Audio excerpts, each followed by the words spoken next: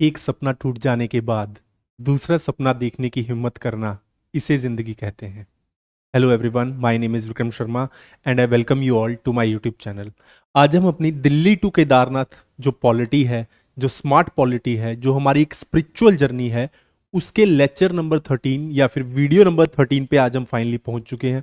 इससे पहले की वीडियोस में आप सबने बहुत प्यार दिया और बहुत आपका अच्छा मुझे सपोर्ट रहा। आपके सपोर्ट सिस्टम के बिना ये काम नहीं हो सकता था। और हमने इससे पहले की वीडियोस में क्या समझा, that is up to the article number 28।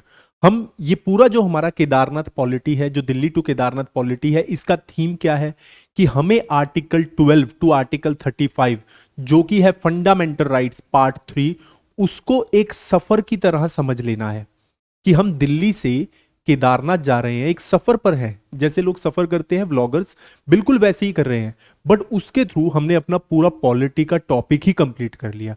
ये पूरी दुनिया में ऑल ओवर द वर्ल्ड सबसे one of the most important और एक यूनिक तरीका मैंने ढूंढा है ताकि आप सबको फंडामेंटल राइट्स और भी बहुत सारे टॉपिक्स जो इंडियन पॉलिटी के हैं एक सफर के थ्रू समझ आ जाए। शायद से आपको ये लेक्चर्स बहुत अच्छे लग रहे होंगे। तो आज हम अपने लेक्चर नंबर 13 पे हैं। अगर आपको इसको बहुत अच्छे से समझना है तो मैं आपको रिक्वेस्ट करूंगा कि आप पहले के लेक्चर्स को एक बार जरूर विजिट कर लीजिए, जो हमारा इंट्रो है, और बाकी के जो हमारे 11 से 12 वीडियोस हैं उनको एक बार जरूर देखिए, तभी आपको ये प्रॉपरली समझ में आएगा। समझ यहाँ से भी आ जाएगा, बट उनको देख के आएंगे तो ज़्यादा अच्छा रहेगा। चलिए हम इसको स्टार्ट करते हैं। जैसा कि मैंने आपको बताया कि हमने पहले आर्टिकल 25 टू 28 कंप्लीट कर दिया था फंडामेंटल राइट्स का, और अब हम पहुंच चुके हैं article number 29 and article 30 cultural and educational rights. ठीक है, अब आपने केदार बाबा से सब कुछ मांग भी लिया, सब कुछ आप वहां पे पहुंच चुके हैं। किसमें गए थे, याद है आपको पुरानी वीडियोस? रेंज रोवर में गए थे। रेंज रोवर क्या है वो आपको पता है, मुझे रेंज रोवर क्या है, बट रेंज रोवर आर्टिकल 14 के कंटेक्स्ट में क्या है उसको जानने के लिए आपको हमारा आर्टिकल 14 का वीडियो देखना होगा, दिल्ली टू केदारनाथ पॉलिटी का, है ना। आर्टिकल 15 टू 16 किया, 17 18 19 टू 22 22 टू 25 एंड 25 टू 28।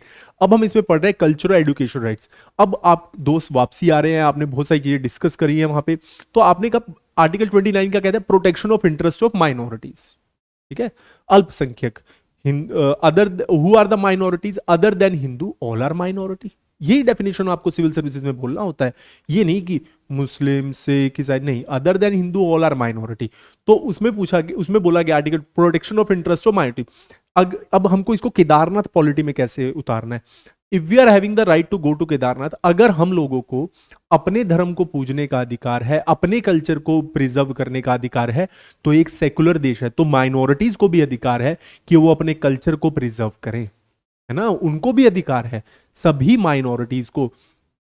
अगर हिंदू को केदारनाथ, बद्रीनाथ, है ना, रामेश्वरम, चार धाम, ज्योतिर्लिंग्स जाने का अधिकार है, तो बिल्कुल माइनॉरिटीज को भी अजमेर शरीफ, निजामुद्दीन और भी जो उनके Mecca and Medina, Kartarpur corridor, Amritsar Sahib, Buddhist लोगों को, जैन लोगों को, सभी को इक्वल अधिकार दिए गए हैं। तो that is the protection of interest of minorities. तो क्या आप अप्लाई कर लेंगे? कैसे हमने किया कि सिंपल, आपको लाइन याद रखना है, protection of interest of minorities, it is simple PIM।